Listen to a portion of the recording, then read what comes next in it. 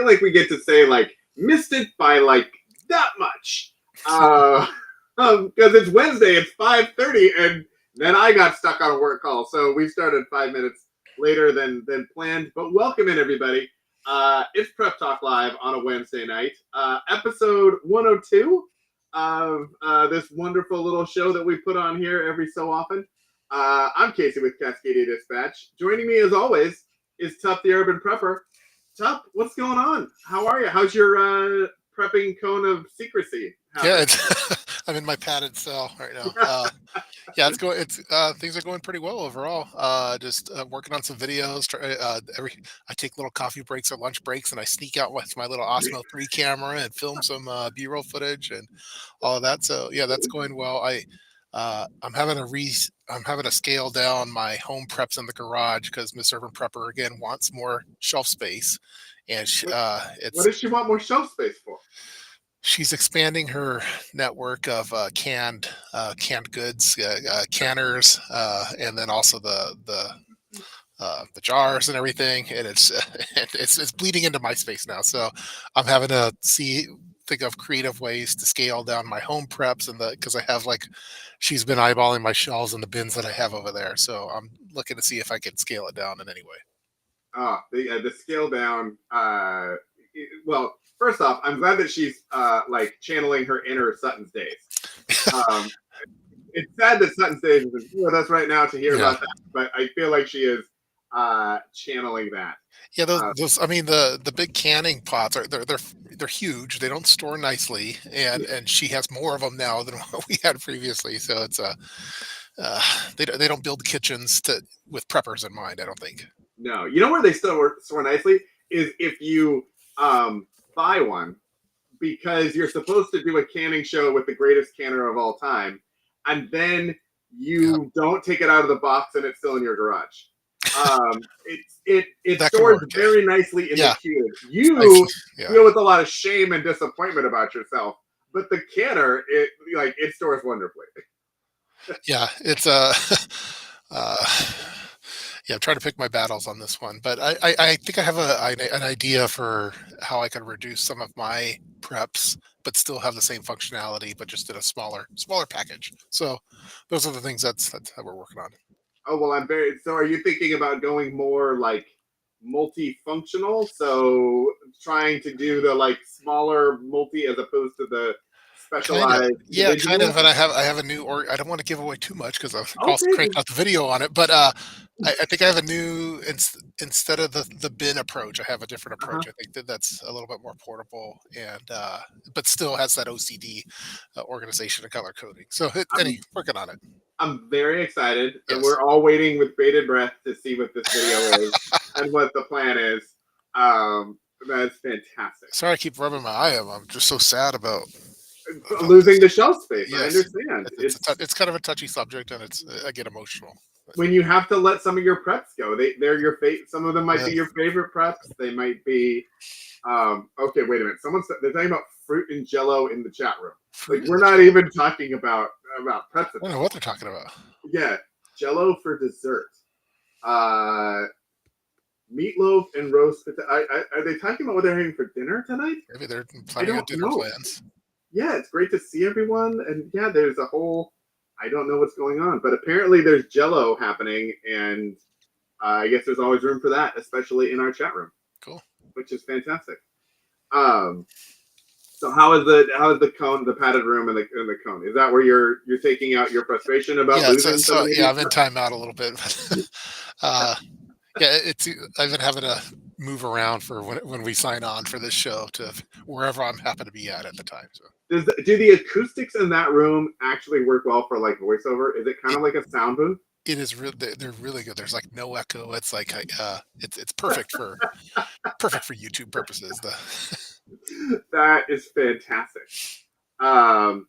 Let's see. I'm trying to work on. I've been playing a lot with AI things lately, and trying to see if I can use some AI things to try to not only make my content production more efficient and easier. So instead of me having to manually do everything, if there are ways to automate some of my processes, try to get some of the things in my head out to the people.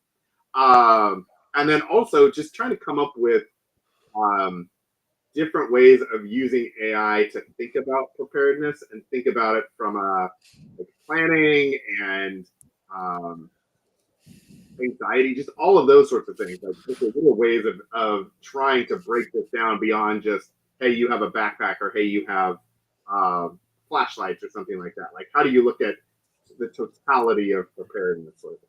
Yeah, I used it. It was like last night. We were we were planning our return to Las Vegas in the summer, Mm-hmm. and my wife's like, "Oh, well, you should do some videos while you're there." So, uh, so so I'm like, "Oh, I wonder what ChatGPT says on what kind of videos would you do in Vegas."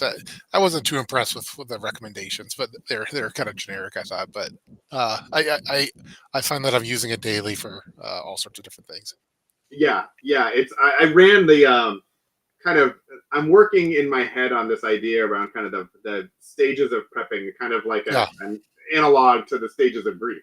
Not all that it's sad, but like the way that I feel like there are ways that all kind of people when they enter preparedness kind of go through these stages. And how do we like identify them and then help people identify which stage they're in and how to like move through and that sort of thing. right. And make it kind of funny and entertaining as I tend to try to do. And so I ran it through a couple of different models, and it was interesting. I have a friend that built this kind of UI on top of a bunch of different models. And so you can ask the question of the different models and see what answers you get back and how they're different and Cool. how they're the same. So that was kind of interesting. So that we did last night over dinner, and I took Yeah, notes. And so I got to come up with some sort of a stream or something around that. I like it.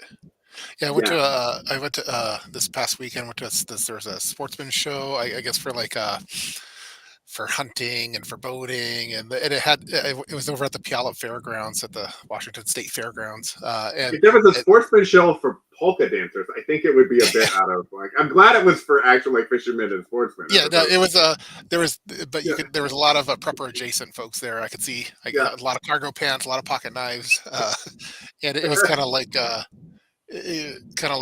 shot show type thing, except less there was some prepping gear, but mostly yeah, other type of things. But I thought it had some bleed over and it gave me some ideas on some cool outdoor type stuff. So that was fun. They took the kids there, which was it was fun. Now you've been to Shot Show. I've never been to Yeah, Shot Show, but yeah, you've you been. would love it. Is You love it? Yeah. So one of these days, I'm like, all right, we need to go and do that.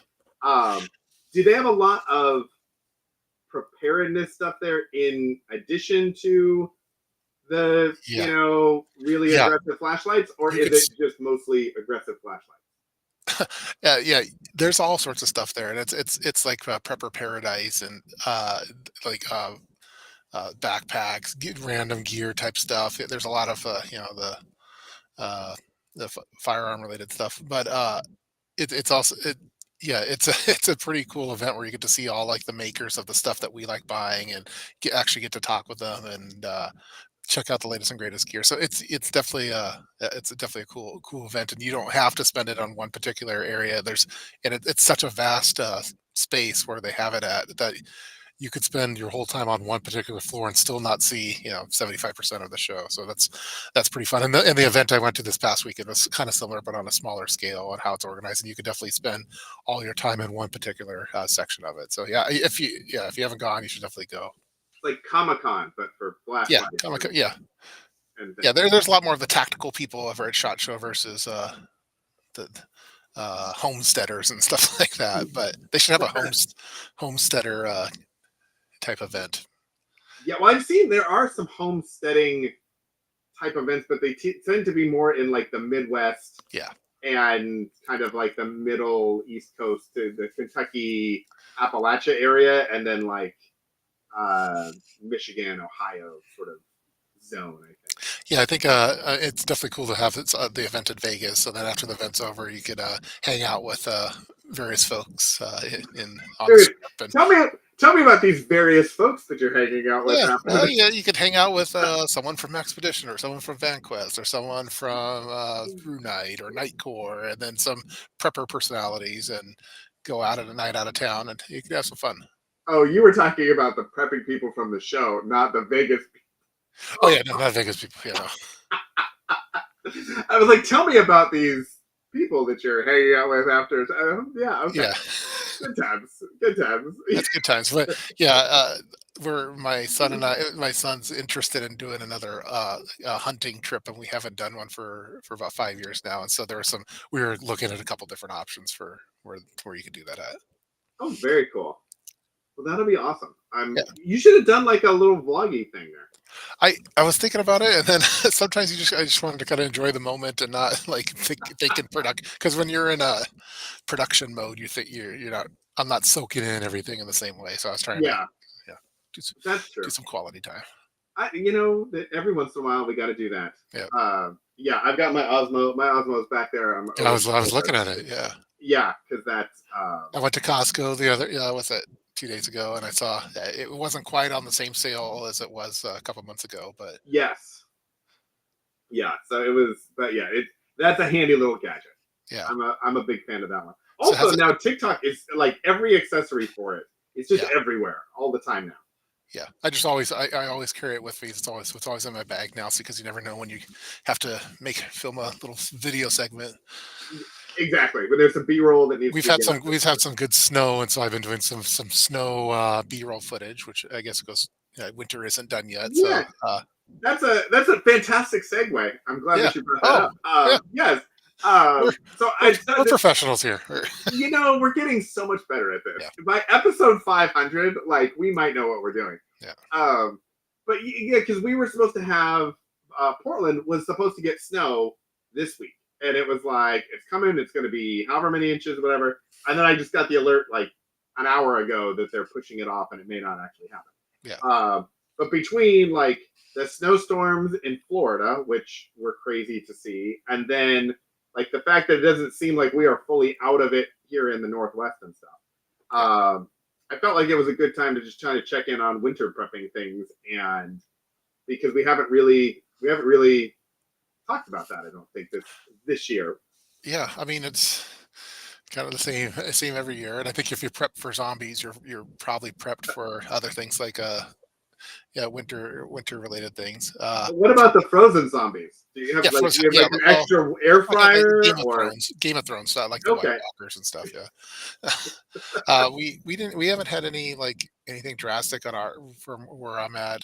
We had a minor little power outage, and uh, I think I did a video of it for putting the power outage alarms on various outlet strips to detect when something. And someone took, I'm not going to say who, but someone took off one of my alarm sensors on an aquarium, and some kind of the circuit broke due to some kind of power fluctuation that happened because of the snow, and the aquarium was off for several hours without the alarm going off to let us know that it was off, and that causes nitrites to build up and stuff. But again, this is minor stuff in terms of emergency stuff. But I had the prep ready, but someone disabled it. So I find that a lot of my preps, I do so much planning into and PDFs and stuff to get it all going, and it could, you never know when the plans go awry. Yeah, it's so there is an interesting kind of phenomenon that I've had in the last like I feel like year or so with just some of the family stuff that's just going on where I feel like I'm very clear about like making plans and I can come up with like what the puzzle pieces need to be and how it all fits together and see that pattern and everything else. But then like when it actually happens, there is a whole different mindset of actual execution Yeah, versus kind of the theoretical planning aspect of yeah, it. And that's I think an interesting. It's the whole like you have a plan until you get punched in the face, sort of a boxing analogy. yeah.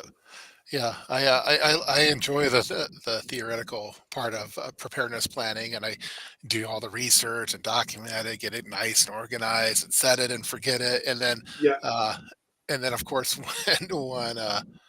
when some kind of event happens where you actually apply it, like things that I did not plan for happen, like oh, someone disabled this thing because they for whatever reason, or they moved it, or my junk drawer is a constant one that's always uh, they're not following the PDF, and so yeah. You would think by this point they would be following the PDF. Have you yes, considered putting the PDF, getting like a clear I have the PDF. organization tray I and have the put the PDF PDF in it. underneath it? Yeah, I do. It is there, so it's a reference chart, but it's So they can see like literally like okay, the pencils go here, and there's like pictures of pencils, and they're like however Yeah. and Yeah, I then they can't can say see it. the amount of times that, like, it's been something like, "Hey, do you know where some scissors are?" I'm like, "Yeah, it's in my junk drawer. It's, labeled and organized. There's a PDF in there, but for some reason, it's not there anymore. What happened?" And then I'll sleep on the couch for a couple days, and then just Yeah, you're like you know what? You can sleep in one of those empty shelves that we're yes. clearing out. That's Yeah. where you get to sleep now. But, Yeah, yeah, as far as but other in general with winter preps, it's kind of yeah, I try to do the planning before the winter actually happens because it's oftentimes hard to get like de-icer or the things that you need for at the time. For lately, it's been more of a ice type thing. We haven't had mhm, snow like it's been that drastic in the northwest, but we have had some icy moments, and I've had vehicles almost run into the garage, which is uh, been a problem. But trying to think of yeah, anything else. Yeah, the ice is a thing. We got the Costco has the big like ice melt bag, so we have one of those. Um, and then I had like on my agenda getting studded snow tires yeah, for one of our cars because we don't necessarily need it on every vehicle, but I really like to. My Forerunner, I feel like, is the most capable of our vehicles. It's intended to be that. It's like okay, we'll put them on that, and then we'll run with it. yeah. Um, and but then it didn't snow. It never snowed, and I didn't make the appointment. And now I'm kind of like, okay, I don't know that I want to put them on for like the last No, couple of weeks of winter. yeah. So Yeah, every time I've had the studded snow tires, it's always been awesome when they're used. yeah, But I currently don't have them for our vehicles that we have right now. But yeah, past vehicles, we got them. I've gotten very I don't know, overconfident is the right word, but like, I have some friends that we would go out. They like to go out to some quarries and do like off roading stuff and their Jeeps and Land Cruisers and all that sort of stuff. Yeah, And I have just a fairly standard Forerunner. There's nothing special about it that I've really done to it, uh, like systemically. I've made like running boards and I got different wheels and stuff, but like I haven't lifted it or anything like that. And we went out in the snow, and all the other cars were sliding and had to be in 4-wheel drive, and I was like in regular drive, just going on the snow, and then like hit 4-wheel drive and was totally fine. yeah, Um, and so I felt like the car actually has some pretty decent traction capability, even in those conditions, without yeah. the addition of but studs and stuff. But if we do get some ice and stuff, Yeah, studs would make both it. of our vehicles are pretty are drive pretty well in the snow and ice. I think I told the story where I was complaining about my wife's compost pile that she had in the driveway, and it saved the day. Did I ever tell you that one? Or I remember the compost pile existing for a long time. yeah, and then we had this ice storm where I was I it was like like the apocalypse where I'm driving in the middle of the freeway, everyone's Mhm. spun out on the side of the road, and I'm just going super slow, but I'm making it home from Seattle, and I finally make it home, and everyone else had crashed out, and I was really proud of myself. Oh yeah, I made it, and that Mr. Prepper.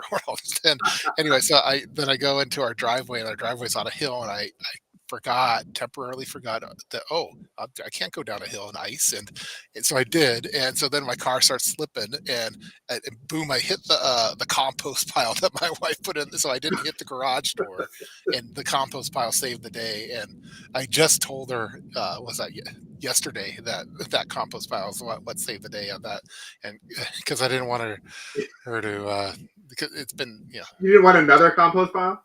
well, it's kind of a bone. I don't like the compost pile in the driveway for, even though I know Fair. it's for preps and for our gardens and stuff like that. But it did help in that particular situation. So as a Now, is it barrier, so? Because we get compost, every couple of years or so, yeah. and it's a big pile. But like, you wheelbarrow it, you spread it, you get it out of the driveway.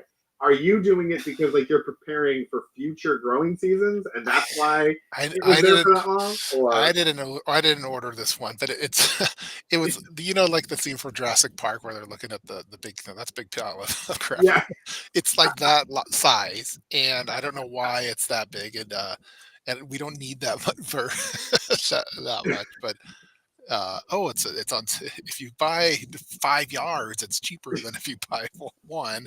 But it's been there for so long now that it's if you look at our address on Google Maps or something, like the compost piles in the GPS views of our households, which I find frustrating.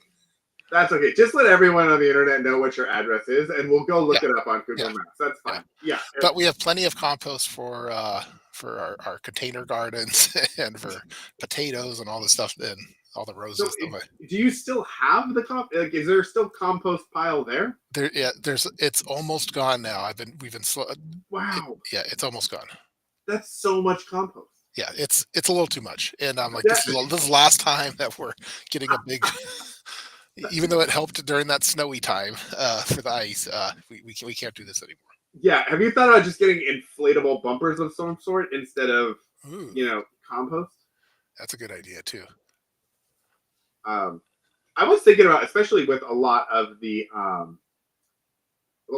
flooding that happened over the summer with the hurricanes and some of that sort of stuff. There were some really cool flood diversion um, kind of tools I've seen that I that. Yeah, saw, and I was like, I wonder, like, if those would be, especially for us in the Northwest, where like water, rain, that sort of stuff is a potential issue, depending on how close you are to like a river. So, like, we have a couple of creeks in our backyard that normally are pretty low lying, but if it gets going for a really long, a couple of days in a row or something really heavy, uh, it can start to kind of creep up. It doesn't yeah, get to our property.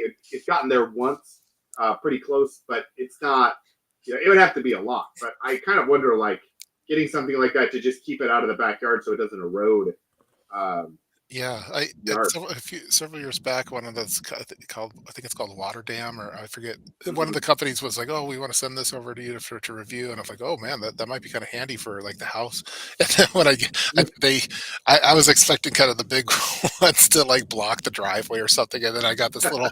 It was enough to like it was like this little strip to cover the door, like the front door, but it, so it was a little disappointing.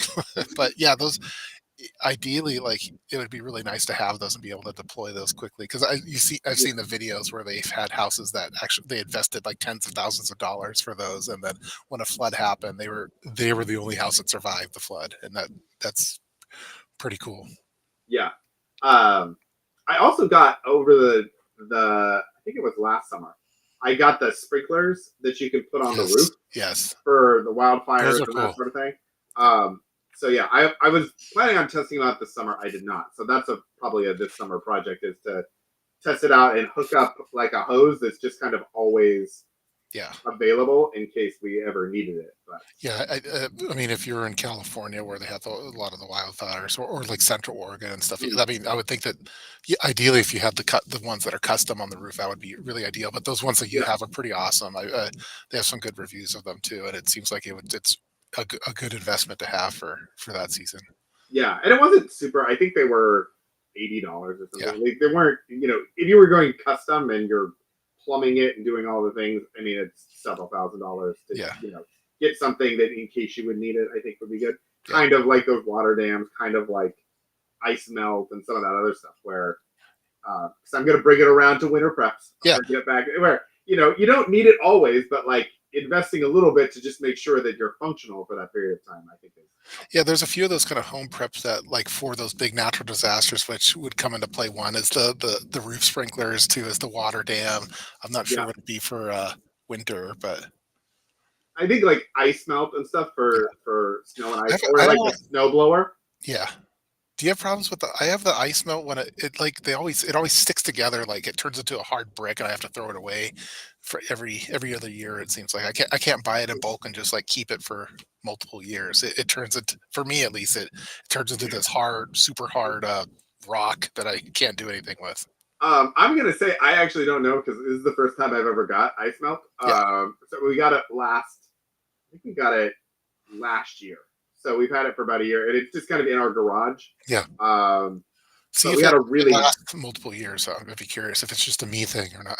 Yeah, well, because we had that really nasty ice storm in the Portland area, and my brother lives up on a hill, And so part of the issue was he couldn't get down from the hill because there were trees that were down. Like not only was the road slippery, but there were trees down and all that sort of stuff.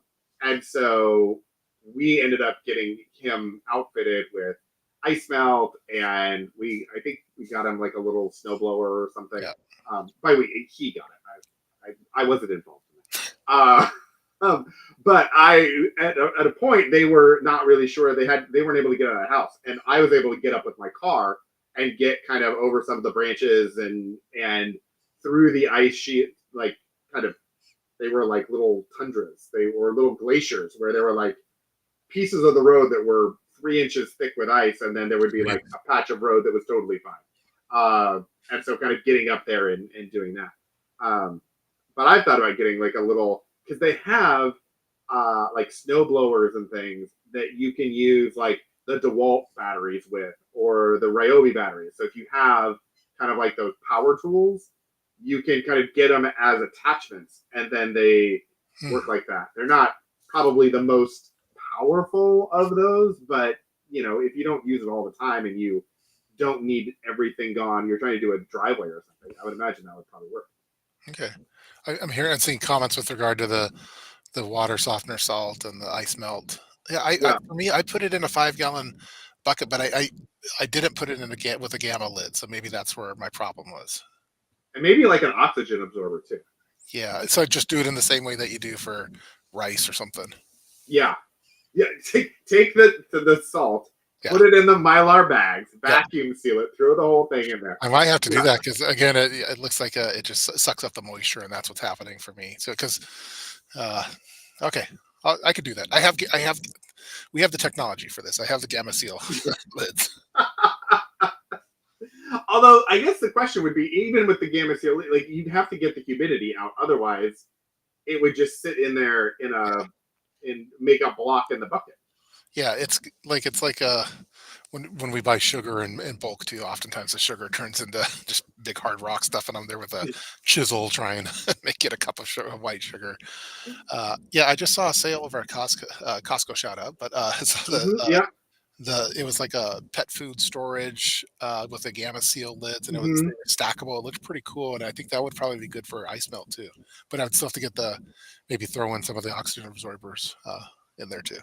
Yeah. I had looked at those for doing Moisture like, absorber instead of oxygen absorbers. oh, see, this is like Kalen MVP Kalen. right there. Yep, exactly. Yeah.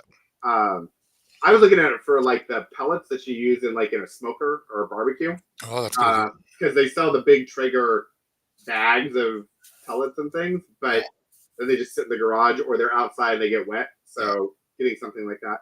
Cool. Just make sure that you look in your bucket before you take a scoop and throw it somewhere, so you don't get the ice melt bucket into the, That's true. smoker Yeah. bucket. That Yeah. would be a bad plan. I would not recommend it. Yeah. I almost bought some of those buckets, but I was buying other things at that time. You were like, I'm buying canners. That's what I'm doing right now. I'm Yeah. not doing bucket. Do you have one of the things that I've been on a bit of a kick on lately in the last, I'd say, month or so, is just random little house projects.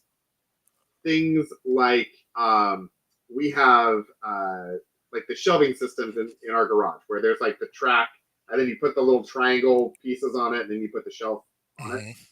Mhm. And so our whole garage, when we bought the house, had the track up, and then it had different shelves. And we've adjusted the shelves over time to make sure that. But I didn't realize that you could actually, like, there was a hole to screw through the brace to actually lock the shelf onto the brace, so it doesn't, wiggle and all that sort of Oh, stuff. cool. And so I realized that, like, with an earthquake and stuff, that would be pretty good to not have stuff falling off of the shelves. Yeah. So I've been doing like trying to figure out like, okay, what are the screws that I need in order to go through and screw all of those in so they don't move and adjust and that sort of stuff.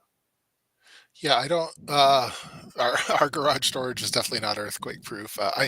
We were more earthquake proof when we were in our apartment before we came over here, and everything like had the earthquake straps or the locking for the cabinets and stuff. And our garage, Mm-hmm. like, if an earthquake happened, my shelving Thinking about it now. You gave me another project to do, I guess, but it'd be all over the place. It'd be a mess.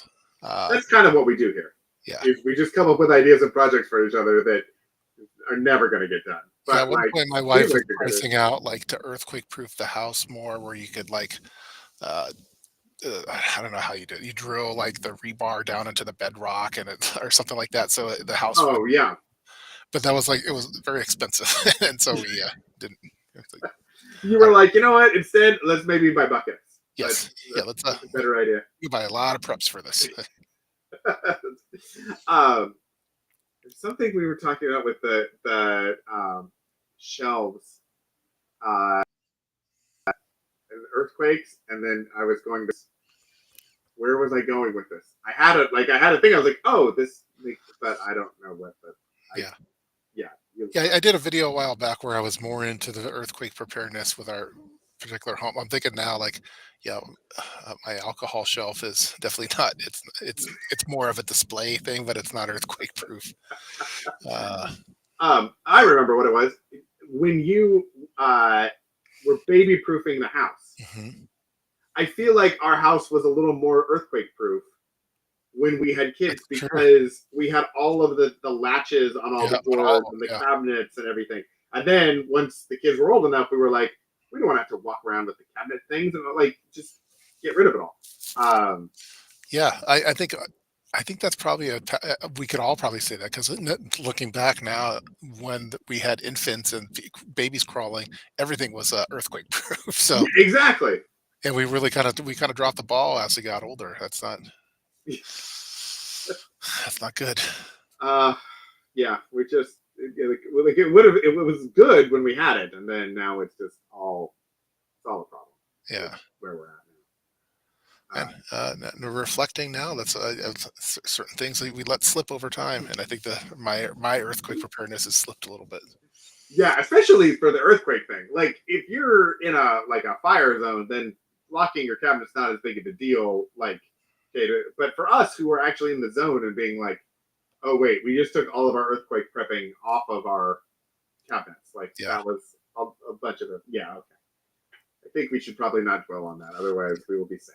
yeah, I gotta up our game a little bit. Yeah, It's a good, yeah. another, Um, yet another project to do. I you have a late, liquor cabinet that like is your liquor cabinet or your alcohol cabinet? Is it like a cabinet that appears to be earthquake proof or no, it's more of for display purposes. So it would be toast.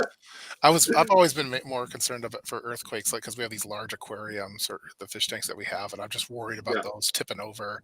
And but they're so heavy that like those earthquake straps that you get from Quake Hold yeah, don't cut it. It's too heavy for that. So uh, and at one point I was using like a 550 cord like drilled into like the studs and stuff on the wall.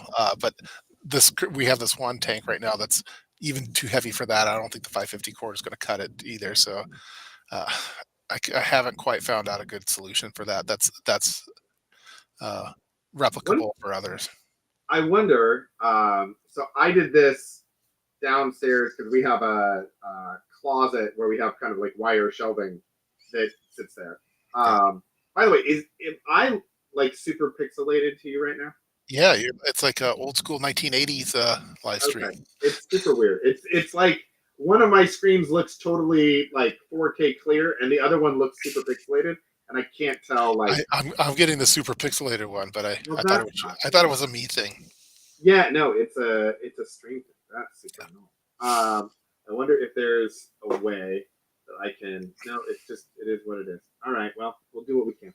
Um, sorry everybody that I look like a max headroom or something like that. Yeah, But I also know that like the video is not catching it. This is bad. This is awful. I'm sorry. yeah, The water heater strapping. yeah, So it's like metal. It looks like metal tape yep. with holes in it, and Yeah, we have so that. I took that I think and you're required to have that, right? yeah, so I took it and I think they make like kits for water heaters. So like if it's a water heater, it's a little more solid and it has little spots to do that. They Yeah. also make just like a roll of it that's metal tape with Mm, holes in it. And so I took that and like cut it to size and wrapped it around the posts, and then drilled through the holes because they were overlapping ends. Drilled through that and into the studs. That's a good idea Um, because that's designed for large volumes of water tipping over. That's yeah, I wish I exactly. would have. I wish I would have thought of that. That's a Well, that's why okay. I'm telling you now. Like you Well, can I think I'm gonna use that. steal that idea. So, wow, that is a Well, great idea. and also depending on where you put it, like it wouldn't be either of these. Any way you're wrapping things around the aquarium is going to be visible, but at least it's kind of like metal. It might kind of go with the aesthetic. Well, if it was black, it'd be nicer because we have black. The fish tanks are black trim and everything, and a black Yeah. stain. And the problem with the fish tanks on earthquakes, like, it doesn't just tip over like that. Like you have the base part of it, and then the tank sitting on it, and oftentimes it kicks out like that. So Oh yeah. you kind of want to have a strap on the top and the bottom of the tank, so the tank's locked in, and then you also want to have straps on the stand, so it doesn't kick out like that. So you kind of have to have like almost three of those Three things straps. Yeah. and Uh, into the studs. And I think that would probably work. That's a great idea. Okay, nice. Another project. anytime I can throw out Yeah, a wing nice foil, I project. do it. Yeah. And it would be really easy to make them black because you could either like Sharpie them or spray paint the thing or something and just make it black and blend it. Yeah, those ones are like hard. Like usually, if you make a video on it, it's like hard. You want to test it, but I don't want to tip over my fish tank either. So I don't. Oh yeah. No, Yeah, no. You're like I would be like, this is my best idea. this This is is my best guess idea. best effort. Yeah, Yeah, exactly. If we ever need to do an update on this, it will be an unfortunate situation, and yeah, so that's not a thing. But yeah. I'm gonna look into that, like water heater straps, and I wonder yeah, if they come in black. If they do, that would be even better. And then to use yeah. that for aquariums, great. That's a great. Let me put a little reminder. Anytime I can give you a good idea, I feel like I'm Wow, this is great. that's a good day Notes, for us right here. prepper, humor prepper, edit. Okay, I gotta put this Add in. that. Add Water that. heater straps for aquarium earthquake proofing. Got it. All right, it's in. It's on the list. That's fantastic. Love it. All right. Well, since I look like a pixelated mess, Your 56K modem is just yeah, acting up. exactly. I'm using my crank modem or something. I don't know Yes. what's happening. I think it's probably good if we wrap it up for tonight and let Okay. the internet calm down here and cool off. Maybe it got a little too heated when we were talking about Yeah, you know it was all of spicy. it. Yeah. Yeah, it was getting hot. Yeah. Well, thanks everyone for joining us. I think next week we're Wednesday. I think we're All right. good again. I think we're good. 3 weeks in a row. What are we going to do with ourselves? Man, this is great. I don't know if I'll be in the padded cell or if I'll be somewhere else, but we'll see. All right. Well, it'll be a surprise. We'll see Yeah. what happens. Yeah. But But yeah, Casey is on fire with ideas. That's right. yeah, the metal strapping just took the internet. It broke the internet so bad. I'm not It's even trending. visible It's trending on X right now, I think. Yeah, exactly. Well, thanks everyone. We will see you next week. If you're new, don't forget to like and subscribe. If you've been here for a while, don't forget to like because you're probably already subscribed. And we'll see you next week. Cool. Thanks everybody.